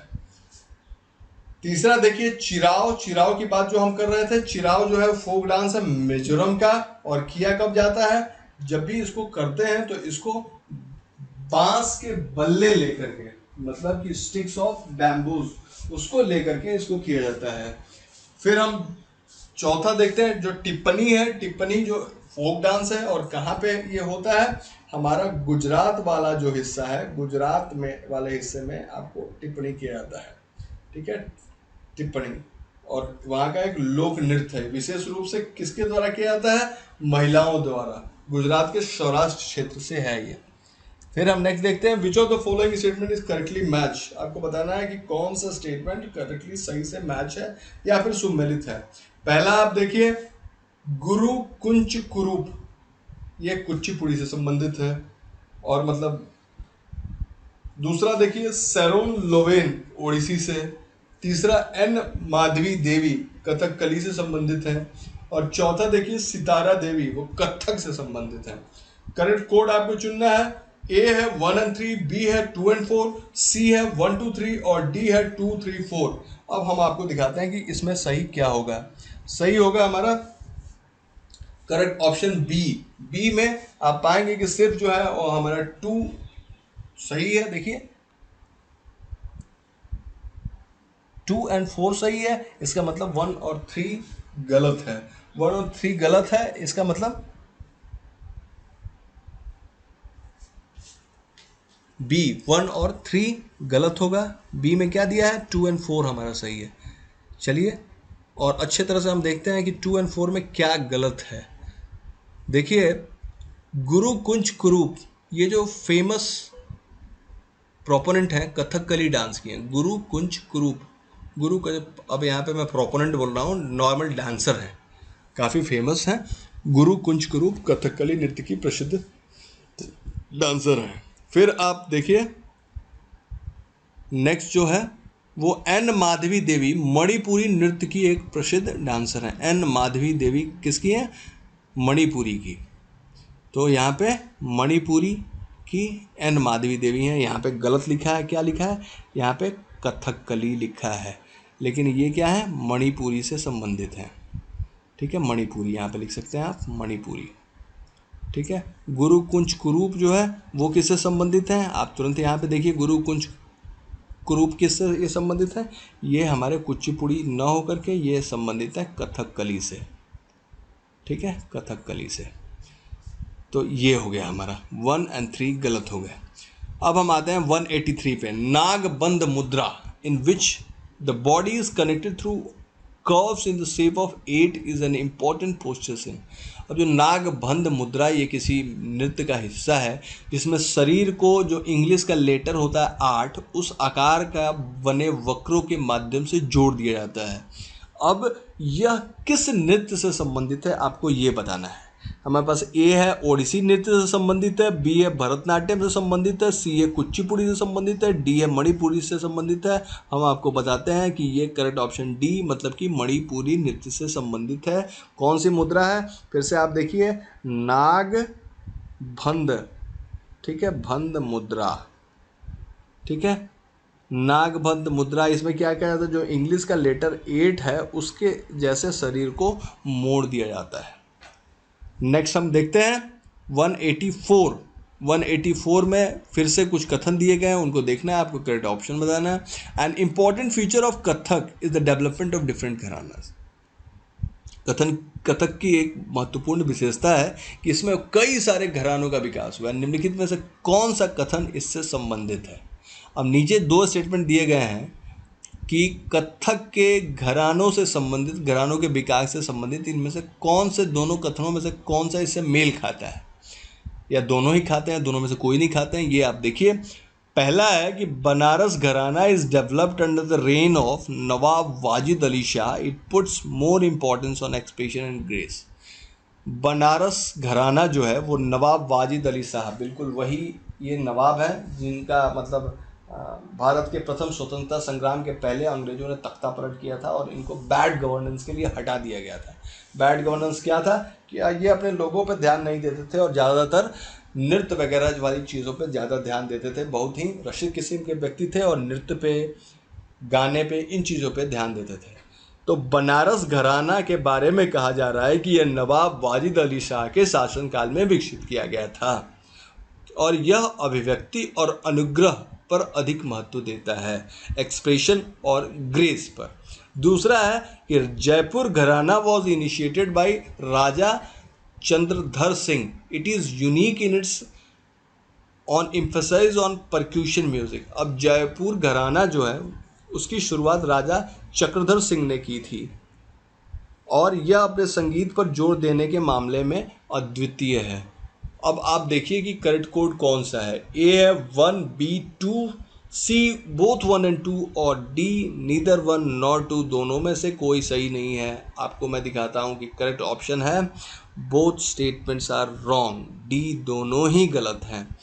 क्या होगा, बनारस घराना जो है वो डेवलप किया गया था जानकी प्रसाद जी के संरक्षण में और इसमें क्या होता है, इसमें फर्श का अधिक उपयोग होता है और यह समरूपता पर विशेष बल देता है। किसके वो में ये किया गया था, बनारस घराना जानकी प्रसाद जी के संरक्षण में, और वहाँ पे क्या लिखा था, वहाँ पे लिखा था कि वाजिद अली शाह के संरक्षण में ये किया गया था शुरू। ये बिल्कुल गलत है, जानकी प्रसाद होना चाहिए। उसके बाद से इसमें विशेष महत्व इस स्टेटमेंट में दिया गया था कि इसमें ग्रेस और एक्सप्रेशन पे, राइट, ये देखिए ग्रेस और एक्सप्रेशन पे ज़्यादा इम्पोर्टेंस दिया जाता था, अभिव्यक्ति और अनुग्रह पे यह बात भी हमारी गलत है। किस पे? इसमें फर्श का अधिक उपयोग किया जाता था और समरूपता पर, मतलब कि जब डांस किया जा रहा है तो इसमें ज़्यादातर इम्फेसिस जो होगा वो कि दोनों लोग सिमिट्री से डांस करें, या जो भी लोग हैं उसमें सिमिट्री हो, एक समरूपता हो। फिर हम देखते हैं दूसरा स्टेटमेंट भी गलत है कि जो हमारा जयपुर घराना है इसको इनिशिएट किया था भानु जी ने, Bhanu ji, and it emphasise fluency, speed and long rhythmic patterns. आप पाएंगे कि जयपुर घराने में, जो जयपुर घराने का जो कथक है उसमें प्रवाह, गति और लंबी लयबद्ध पैटर्न होता है इसमें डांस का। फिर हम नेक्स्ट क्वेश्चन देखते हैं 185। It is a popular dance form in the Mysore region. It is primarily a religion dance performed by men who use long bamboo poles decorated with colorful ribbons। अब क्या होता है कि यह जो है, जो नीचे आपको चारों में से पता करना है यह मतलब कौन, तो यह पहले स्टेटमेंट देख लीजिए। आपको हो सकता है कि उस क्षेत्र के रहने वाले हैं तो आपको पता हो, यह मैसूर क्षेत्र में एक लोकप्रिय नृत्य रूप है, मैसूर का डांस है, और यह मुख्य रूप से पुरुषों द्वारा किया जाने वाला एक धार्मिक नृत्य है जो रंगीन रिबन से सजाए गए लंबे बांस के डंडों का उपयोग करके किया जाता है। अब यह क्या है? पट्टा कुनिथा है, बुट्टा बोमलू है, सी रंगमा है और डी है बीहू। क्या होना चाहिए? सोचिए, मैं आपको टाइम देता हूं। यह है correct option A. Correct option A का मतलब है यहाँ पे देखिए ए, राइट। अब बुट्टा बोमालू जो है वो आंध्र प्रदेश का एक लोक नृत्य है, बुट्टा बोमालू, ठीक है। लेकिन बुट्टा बोमालू यहाँ पे क्या दिया गया था? बुट्टा बोमलू, ठीक है। और रंगमा नागों का युद्धक नृत्य है और बिहू आसाम का लोकप्रिय नृत्य है, ठीक है। तो ये क्या होगा? पट्टा कुनिथा। क्या सही आंसर है? पट्टा कुनिथा, ठीक है। अब हम नेक्स्ट चलते हैं। Which of the following statement is correct about classical Sanskrit theatre? निम्नलिखित में से कौन सा कथन शास्त्रीय संगीत रंगमंच के बारे में सही है? फर्स्ट स्टेटमेंट है mask were use by the characters. पात्रों द्वारा मास्क का उपयोग किया जाता था, चेहरे पर एक मुखौटा लगा करके उसके बाद से शास्त्रीय संगीत का रंगमंच जो होता था वो प्रस्तुत किया जाता था। सेकंड है the play had well defined opening, progression, development, pause and conclusion. जब सांस्कृतिक थिएटर की बात की जा रही है, शास्त्रीय संगीत की नहीं, सांस्कृतिक थिएटर की, जो रंगमंच बनता था वहाँ पे जो भी पात्र होते थे, पहला स्टेटमेंट के हिसाब से चेहरे पे मुखौटा लगा के आते थे। दूसरा, जब ये नाटक होता था तो उसको बहुत ही अच्छी तरह से उद्घाटन होता था, स्टार्ट होता था, फिर धीरे धीरे उसका डेवलपमेंट होगा, मतलब उसका कैसे, मतलब वो प्रगति करेगा, नाटक कैसे आगे बढ़ेगा। फिर उसमें क्या होता था? एक ठहराव होगा, मतलब कि स्टोरी के बीच में जा कर के कहाँ पे पॉज देना है और वो कहना कि ओके ठीक है आप सोचिए कि क्या हो रहा है। उसके बाद से लास्टली वो जो नाटक ख़त्म होगा तो उसका एक निष्कर्ष होगा। ये खासकर बात कही जा रही है शास्त्रीय संगीत के रंगमंच के बारे में। उसके बाद से तीसरा है Vidushaka. The comic character plays vital role in the play. अब उसमें क्या होगा? एक विदूषक होगा, मतलब विदूषक का मतलब जोकर। वो क्या होगा? एक कॉमिक किरदार होगा, वो नाटक में महत्वपूर्ण भूमिका निभाएगा। अब करेक्ट कोड आपको चुनना है A1, B12, C23 और D all of the above. बताइए कौन सा है? करेक्ट ऑप्शन होगा C। मतलब कि हमारा देखिए कौन कौन से सही हैं। जैसे ही हम कहते हैं C का मतलब 2 और 3 सही है, इसका मतलब कि 1 हमारा गलत हो गया। इस नाटक में जो शास्त्रीय रंगमंच होते थे, ठीक है, शास्त्रीय रंगमंच, उसमें नाटक में मास्क मतलब कि चेहरे पे मुखौटे का प्रयोग नहीं किया जाता था, नहीं पे एम्फेसिस कीजिए, लेकिन पर्दे का उपयोग नाटक के प्रभाव को बढ़ाने के लिए किया गया था, उसमें पर्दा लगाया जाता था। फिर हम नेक्स्ट देखते हैं 187, which of the following statement is correct about Koodiyattam. अब कोडियट्टम के बारे में निम्नलिखित में से कौन सा कथन हमारा सही है। कोडियट्टम के बारे में देखिए, पहला स्टेटमेंट कहता है it is India's oldest continuing form of theatre and living tradition that had survived since the 10th century AD इन केरला। यह भारत में नाट्य कला का ऐसा प्राचीनतम रूप है जो अभी तक प्रचलन में है और यह केरला में 10वीं शताब्दी से अस्तित्व में है। किसके बारे में कहा जा रहा है, ध्यान दीजिए, बहुत इंपॉर्टेंट है। कोडियट्टम के बारे में ये सारी बातें कही जा रही हैं। क्या कहा जा रहा है कि भारत में नाट्य कला का ऐसा प्राचीनतम रूप है ये, और जो अभी तक ये चल रहा है और केरल में 10वीं शताब्दी में अस्तित्व में था। दूसरा देखिए, it does not adhere to the rule laid down in Natya Shastra. अब नाट्य शास्त्र में, भारत का नाट्य शास्त्र है एक, उसमें निर्धारित नियम जो दिए गए हैं किसी नाटक के, उसका पालन ये नहीं करता है। तीसरा देखिए, musical instrument is not use in this play. इस नाटक में किसी भी वाद्य यंत्र, संगीत वाद्य यंत्र का प्रयोग नहीं किया जाता है। चौथा देखिए, it is traditional privilege of the Chakyar and Nambiar caste of Kerala. यह केरला के चाक्यार और नाम्बियार जाति का प्रारंभिक विशेषाधिकार है। क्या, Koodiyattam. Select the correct code. A है 1, बी है 13, सी है 2 और डी है 14। क्या सही होगा आपको बताना है। करेक्ट ऑप्शन होगा हमारा डी, मतलब कि 1 और 4 हमारा सही है। इसका मतलब कि आप पाएंगे 2 और 3 गलत है। 2 को पहले हम देखते हैं। इसमें कहा गया था कि ये नाट्य शास्त्र का एडहर नहीं करता है, नाट्य शास्त्र में जो भी निर्धारित नियम है उनका पालन नहीं करता है, बिल्कुल ही गलत है। ये जो कोडियट्टम है वो नाट्य शास्त्र के अंदर जितने भी रूल्स हैं या जितने भी डिसिप्लिन्स हैं वो सारों को ये फॉलो करता है, एकदम फुल्ली एडहर करता है, पूरी तरह से नाट्य शास्त्र में निर्धारित नियमों का पालन करता है। उसके बाद से कहा जा रहा है मिजाबू और इडाका, ये म्यूजिकल इंस्ट्रूमेंट हैं जो उस समय बैकग्राउंड म्यूजिक देते थे। तीसरे में कहा गया था कि इस नाटक में संगीत वाद्य यंत्र का कोई उपयोग नहीं किया जाता था। यह बात ही गलत है क्योंकि इसमें बैकग्राउंड म्यूजिक दिया जाता था और वो बैकग्राउंड म्यूजिक क्या होता था, उसको मिजाऊ और इडाका कहते थे। फिर हम देखेंगे 188, which of the following statement is correct on the basis of classification of folk theatres across India. निम्नलिखित में कौन सा कथन भारतीय लोक नाटक कला के वर्गीकरण के आधार पर सही है। हम देखते हैं, पहला जो है हमारा Raslila is a theatre of entertainment. Raslila मनोरंजन का एक रंगमंच है।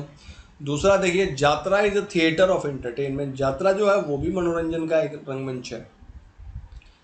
तीसरा देखिए, Ankia Naat is a ritual theatre. Ankia Naat जो है वो अनुष्ठान का थिएटर है। चौथा देखिए, कुरुवंजी एक दक्षिण भारतीय रंगमंच है। तो ये हो गया हमारे पास 4 स्टेटमेंट। अब इनको देख करके आपको बताना है कि सही कोड इनमें से कौन सा है। सही कोड आप सुनिए और आपको मैं बताता हूँ। A12, B14, C है only 2 और 3 और D है 2, 4। चलिए हम इसका करेक्ट ऑप्शन देखेंगे। करेक्ट ऑप्शन है हमारा डी का मतलब कि 2 और 4 सही हो गया। कथन 1 और 3 गलत हो गया। 1 और 3 में क्या है, रासलीला के बारे में यहाँ पे बात कही जा रही है। रासलीला के बारे में कहा गया था यहाँ पे कि यह एक इंटरटेनमेंट रंगमंच है। ठीक है, इंटरटेनमेंट थिएटर या फिर रासलीला मनोरंजन का एक रंगमंच है। यह बात गलत है। यह किस चीज़ का, यह अनुष्ठान का रंगमंच है, अनुष्ठान का, राइट। और उसके बाद से फिर अंकिया नाट जो है, यहाँ पे देखिए अंकिया नाट, इसको कहा गया है कि रिचुअल थिएटर है। तो अंकिया नाट आप पाएंगे कि अंकिया नाट जो है वो हमारा एक अनुष्ठानिक थिएटर है, नाट्य कला है। ठीक है, अब हम 189 चलते हैं। Which of the following statement is correct about Ankia Nat. Ankia Nat की बात यहाँ पे होगी। कहा गया है कि अंकिया नाट जो है वो निम्नलिखित में से कौन सा कथन सही है। पहला कथन है इसमें कि ये राजस्थान का एक पारंपरिक एकांकी है। फिर दूसरा है कि it depicts incident from the life of Lord Krishna. यह भगवान कृष्ण के जीवन के घटनाओं को दर्शाता है। तीसरा है, one of the unique feature of this form of theatre is the use of mask to defect special expression. ठीक है, अब इसमें कहा गया अंकिया नाट के बारे में ये पहला स्टेटमेंट कहा जा रहा है कि राजस्थान का पारंपरिक एकांकी है। दूसरा है कि depicts incident from the life of Lord Krishna. Ankia Nat में आप पाएंगे कि भगवान श्री कृष्ण के जीवन से संबंधित घटनाओं को दिखाया जाता है। तीसरा है कि one of the unique feature of this form of theatre is the use of mask. इस अंकिया नट में क्या करते हैं कि लोग चेहरे पे मुखौटे का प्रयोग कर लेते हैं। किसके लिए? विशेष भावों की अभिव्यक्ति के लिए, उसमें विशेष भाव दिखाने के लिए। करेक्ट कोड देखिए, ए है 1, बी है 1 2, सी है 2 3 और डी है ऑल ऑफ द अबव। क्या होगा आपके हिसाब से? यहाँ पे होगा करेक्ट ऑप्शन हमारा सी, मतलब 2 3 सही है, 1 गलत है। कहाँ का है? ये आसाम का एक पारंपरिक इकाई है, एकांकी है। कौन? हमारा अंकिया नाट। पहला राजस्थान लिखा है, राजस्थान नहीं होगा, क्या होगा? आसाम होगा। नेक्स्ट हम चलते हैं 190। विच of the following statement is correct? निम्नलिखित में से कौन सा कथन सही है? अब पहला स्टेटमेंट है Daskathia is a form of folk theatre popular in Gujarat. Daskathia Gujarat में लोकप्रिय लोक रंगमंच का ही एक रूप है। दूसरा है the theme of this theatre mainly revolves around Lord Krishna. अब इस रंगमंच का जो विषय है वो मुख्य रूप से भगवान श्री कृष्ण के चारों ओर ही घूमता रहता है। तीसरा हम देखेंगे कि wooden musical instruments called Kathia is used in this theatre. इस थिएटर में लकड़ी के वाद्य यंत्र का उपयोग किया जाता है जिसे कठिया कहते हैं। करेक्ट कोड आपको देखना है A1, B3, C13 और D all of the above. क्या सही होगा? करेक्ट ऑप्शन होगा हमारा बी हो गया। और जैसे ही बी होगा इसका मतलब कि सिर्फ हमारा ओनली 3 सही है, 1 और 2 और हमारे गलत हो गए। क्या हो गया? स्टेटमेंट 1 में हम देखिए दसकटिया गुजरात में लोकप्रिय लोक थिएटर का एक रूप है। ये गुजरात वाला हिस्सा आप काट दीजिए और यहाँ पे क्या कर दीजिए? यहाँ पे कर दीजिए उड़ीसा।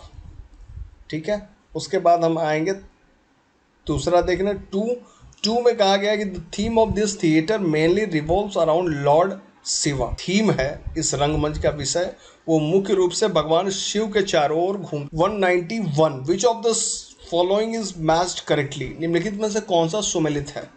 गरुड़ गुजरात से संबंधित है। दूसरा भूत आराधना आसाम से। तीसरा माच नागालैंड से और चौथा ओजापली उत्तर प्रदेश से। आपको बताना है कौन सा करेक्ट कोड है। A only 1, B only 2, C 1 and 4 और D only 2 and 3। कोड आप देखिए यहाँ पे सिर्फ होगा हमारा A only 1, 2 3 4 बिल्कुल ही गलत है। भूत आराधना माच और ओजापली क्रमशः आसाम नागालैंड और उत्तर प्रदेश का नहीं है। एक एक करके आप देखिए कहाँ पे है। भूत आराधना कहाँ का है? कर्नाटक का है। ठीक है, वैसे ही माच जो है वो कहाँ का है? वो मालवा का है, मध्य प्रदेश का। ठीक है, ओजापाली कहाँ का है? ये हमारे उत्तर प्रदेश का न होकर के आसाम का है। अब हम चलते हैं 192। It is form of folk theatre in the region of Maharashtra. यह महाराष्ट्र के क्षेत्र में एक फोक थिएटर है। फोक थिएटर का मतलब आप समझ लीजिए लोक रंगमंच जहाँ पे नाटक वगैरह चीज़ें होती हैं। Known for its humour and erotic content, और इसमें हास्य और कामुक सामग्री के लिए इसको जाना जाता है।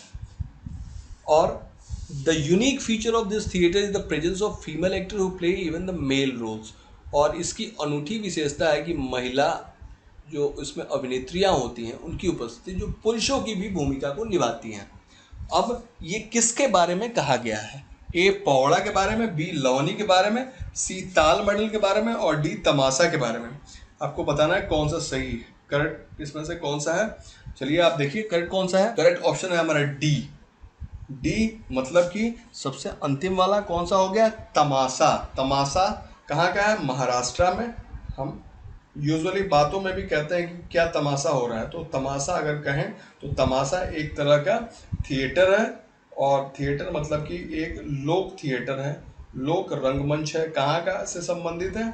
महाराष्ट्र से संबंधित है। और इसको कौन करता है? इसको वहाँ की फीमेल्स ही करती हैं। और इसमें क्या क्या चीज़ें होती हैं? इसमें कॉमेडी होता है और इरोटिक कामुक कंटेंट होते हैं। ठीक है, इरोटिक। और इसको महिलाओं के द्वारा ही किया जाता है जो कि पुरुषों की भूमिका को भी निभाती हैं। फिर हम चलते हैं 193। विच of the following statement is correct? निम्नलिखित में से कौन सा कथन सही है? Burra Katha is a popular folk tradition of Uttar Pradesh. Burra Katha जो है वो उत्तर प्रदेश की एक लोकप्रिय नाटक परंपरा है। दूसरा देखिए, it derives it's name from बुर्रा the percussion instrument use extensively during the performance. अब इसका नाम जो बुर्रा कथा आया है वो क्या है, बुर्रा नामक का एक ताल वाद्य यंत्र होता है जिसे मतलब उसे बजाने पे संगीत निकलेगा, उसके नाम से ही इसका नाम आया है। क्या? बुर्रा कथा। कहाँ से संबंधित है और इसके बारे में क्या क्या है, मतलब बुर्रा कथा को तो कहा गया है कि उत्तर प्रदेश से संबंधित है। इसके बारे में करेक्ट कोड हम देखेंगे। करेक्ट कोड हम देखते हैं। ए है सिर्फ एक सही है, बी सिर्फ दो सही है, सी बोथ 1 and 2 सही है और डी नीदर 1 नॉट 2 मतलब कि दोनों में से कोई भी सही नहीं है। क्या होगा? करेक्ट ऑप्शन बी, मतलब कि सिर्फ दो सही है, स्टेटमेंट 1 गलत है।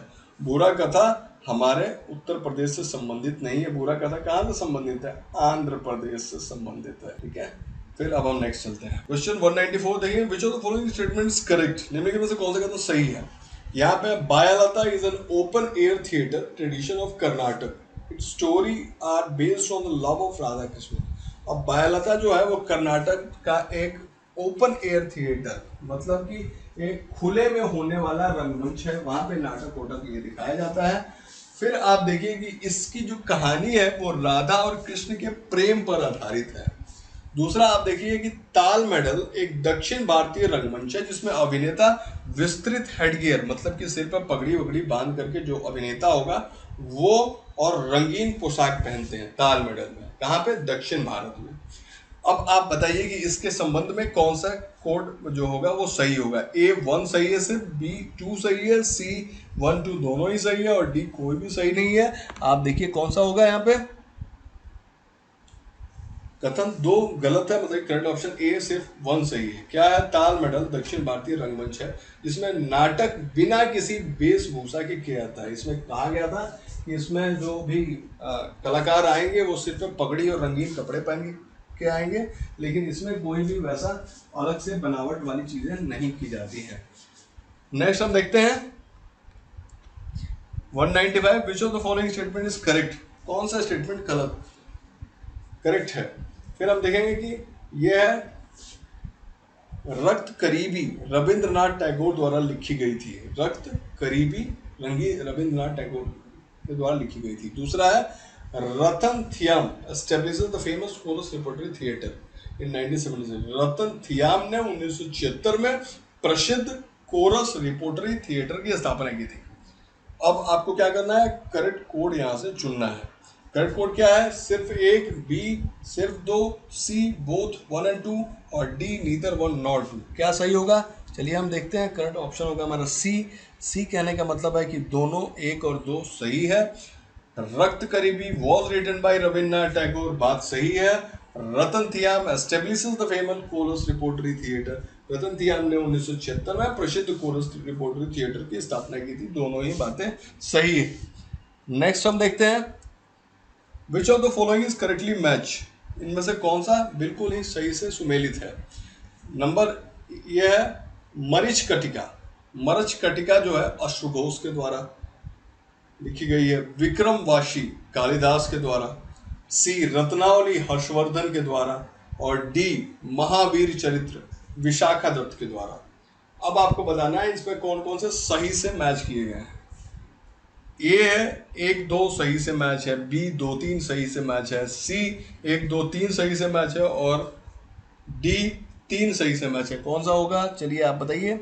और यहाँ पे होगा करेक्ट ऑप्शन होगा बी। बी कहने का मतलब कि 2 और 3 हमारे सही से मैच हैं, मतलब कि 1 और 4 हमारे सही से मैच नहीं होंगे। मृच कटिका यहाँ पे लिखा है और सुघोष ने लिखा है, और मृच कटिका आप देखिए कि अश्वघोष ने न लेकर के किसने लिखा है?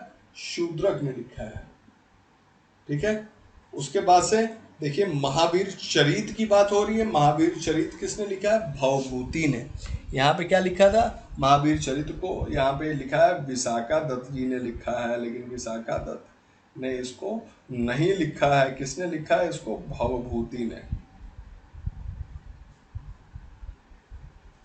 ठीक है, फिर हम नेक्स्ट देखेंगे 197 विच of the following statement is correct about shadow puppets. अब छाया कठपुतलियों के बारे में निम्नलिखित में से कौन सा कथन सही है? छाया कठपुतलियों की बात हो रही है। Shadow puppets are flat figures cut would.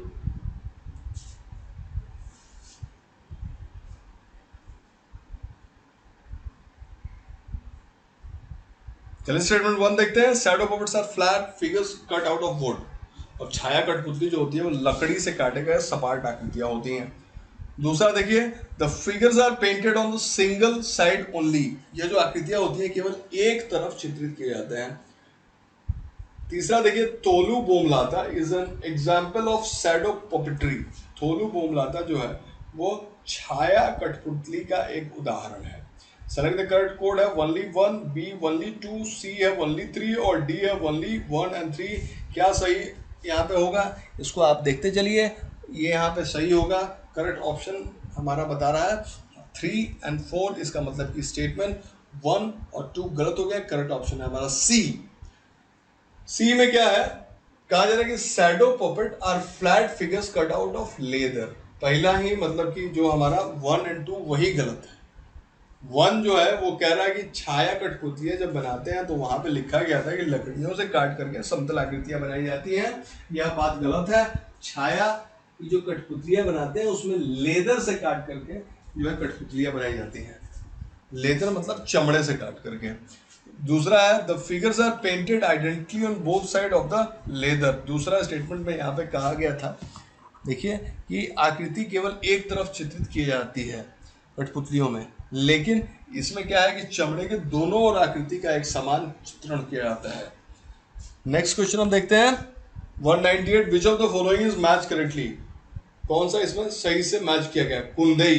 कुंदई जो है वो दस्ताना कठपुतली है। दूसरा तोगालू गुम्बियाटा, ये छाया कठपुतली है।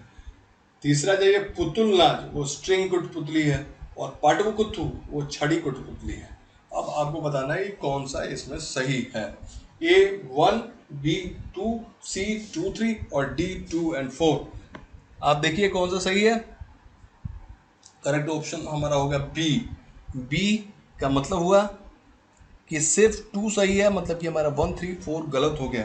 एक एक करके देखते हैं। यहाँ पे कुंदई जो है, कुंदई वो एक स्ट्रिंग पपेट है। स्ट्रिंग का मतलब कि धागे बंधे होते हैं और हाँ मतलब धागों को हिला करके वहां पे कठपुतलियों को मूवमेंट दिया जाता है, उनको गति दी जाती है और इससे उसका जो भी मतलब नाट्य दिखाया जाता है।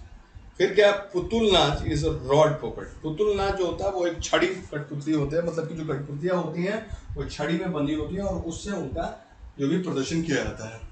तीसरा जो है ये देखिए पोवकुत्थु। पोवकुत्थी जो है वो एक ग्लव पपेट है, मतलब कि हाथ में आपने देखा होगा कई सारी मूवीज में कि हाथ में ग्लव लगा करके उसे हाथ से हिलाते हैं और वो बोलता है, ठीक है, तो उसको बोलते हैं पोवकुत्थु। और यह एक दस्ताना पपेट या कठपुतली है। फिर हम नेक्स्ट देखते हैं 199 विच of the following statement is correct. निम्नलिखित में से कौन सा कथन हमारा सही है? आप देखिए, Putul Nach is the traditional rod puppet dance of Bengal, Orissa and Assam region. कहा जा रहा है कि पुतुल नाच जो है बंगाल, उड़ीसा और आसाम क्षेत्र का एक बहुत ही सुप्रसिद्ध छड़ी कठपुतली नृत्य है। दूसरा देखिए, puppet are generally made of wood and are without any joints. कठपुतलियां जो इसमें होती हैं किसमें? पुतुल नाच में। ध्यान दीजिए, हम यहाँ पे बोल रहे हैं पुतुल नाच की बात, ठीक है। पुतुल नाच में जो कठपुतलियां होती हैं वो लकड़ियों की बनी होती हैं और उनमें कोई भी जोड़ नहीं होता है। तीसरा देखिए, the performance is accompanied by a musical troupe of 3 or 4 musician playing harmonium, cymbals and tabla.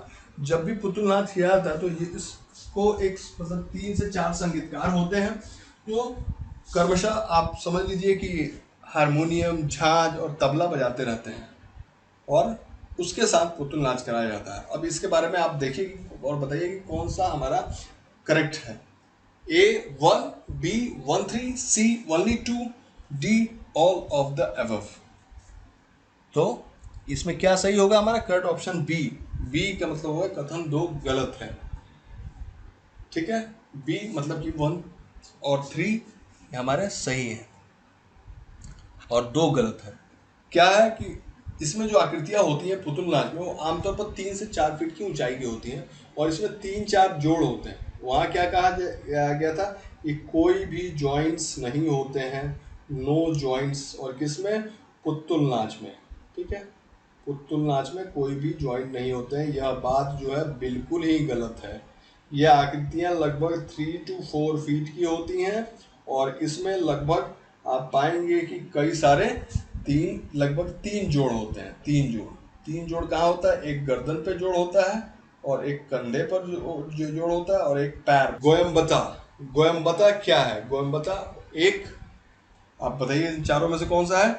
ए, लोक नृत्य का एक रूप है, बी, एक मार्शल आर्ट युद्ध कला, सी है चित्रकारी की एक कला है और डी, कठपुतली शो है। अब आपको बताना है कि ABCD इन चारों में से कौन सा होगा। गोम्बेटा क्या है? देखिए करेक्ट ऑप्शन डी है। यह एक कठपुतली शो है, कठपुतलियों का प्रदर्शन है। तो ये टोटल हो गए 200 क्वेश्चन हमारे art and culture Nitin Singhania spectrum book, CCRT, NCERT वगैरह सभी जगह से निचोड़े गए। पूरे 500 क्वेश्चन दिए गए। इनको देखते रहिए सिर्फ स्टडी फॉर सिविल सर्विसेज में। देखिए, इसके बारे में कमेंट कीजिए। अगर आपको लगता है कि कहीं पे गलत है बिल्कुल बताइए, लेकिन ध्यान दीजिए पहले आप गलती करने से पहले उसको गूगल सर्च कर लीजिए और कि आप जो कह रहे हैं वो गलत है या सही। थैंक्स, जय हिंद। आई होप कि ये वीडियो आपको काफ़ी अच्छा लग रहा है। आप please study for civil services को सब्सक्राइब कीजिए, इस वीडियो को लाइक कीजिए और ज़्यादा से ज़्यादा इसे शेयर कीजिए ताकि पूरा आर्ट एंड कल्चर आपका इसी चैनल पे आपको समझाया जाएगा। PDF जो है आपको पेड कोर्सेज में मिल जाएंगे और सारी चीज़ें आप बिल्कुल इसको देखते रहिए, इसको सपोर्ट करते रहिए। थैंक्स। ये पूरे 500 क्वेश्चन है। थैंक्स एंड जय हिंद।